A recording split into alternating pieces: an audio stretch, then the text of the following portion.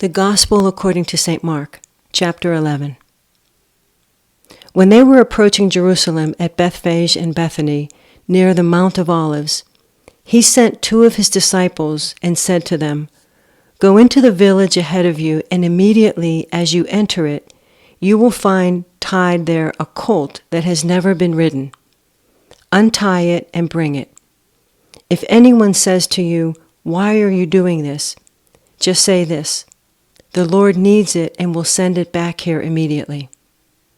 They went away and found a colt tied near a door, outside in the street. As they were untying it, some of the bystanders said to them, "What are you doing untying the colt?" They told them what Jesus had said, and they allowed them to take it. Then they brought the colt to Jesus and threw their cloaks on it, and he sat on it. Many people spread their cloaks on the road, and others spread leafy branches that they had cut in the fields. Then those who went ahead and those who followed were shouting, "Hosanna! Blessed is the one who comes in the name of the Lord. Blessed is the coming kingdom of our ancestor David. Hosanna in the highest heaven." Then he entered Jerusalem and went into the temple. And when he had looked around at everything, as it was already late, he went out to Bethany with the 12. On the following day, when they came from Bethany, he was hungry. Seeing in the distance a fig tree in leaf, he went to see whether perhaps he would find anything on it. When he came to it, he found nothing but leaves, for it was not the season for figs. He said to it, "May no one ever eat fruit from you again." And his disciples heard it. Then they came to Jerusalem, and he entered the temple and began to drive out those who were selling and those who were buying in the temple. And he overturned the tables of the money changers and the seats of those who sold doves. And he would not allow anyone to carry anything through the temple. He was teaching and saying, "Is it not written, 'My house shall be called a house of prayer for all the nations'? But you have made it a den of robbers."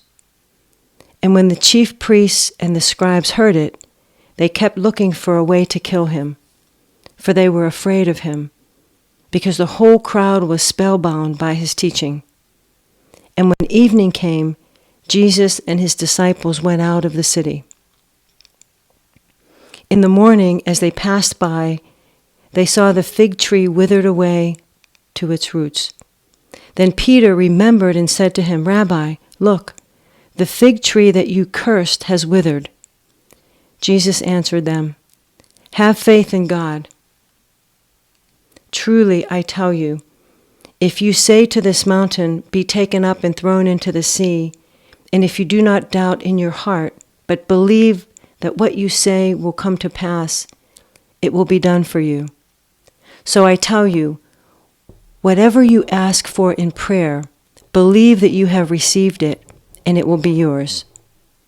Whenever you stand praying, forgive, if you have anything against anyone, so that your Father in heaven may also forgive you your trespasses." Again they came to Jerusalem. As he was walking in the temple, the chief priests, the scribes, and the elders came to him and said, "By what authority are you doing these things? Who gave you this authority to do them?" Jesus said to them, "I will ask you one question. Answer me, and I will tell you by what authority I do these things. Did the baptism of John come from heaven, or was it of human origin? Answer me." They argued with one another. If we say from heaven, he will say, "Why then did you not believe him?" But shall we say of human origin? They were afraid of the crowd, for all regarded John as truly a prophet. So they answered Jesus, "We do not know." And Jesus said to them, "Neither will I tell you but by what authority I am doing these things."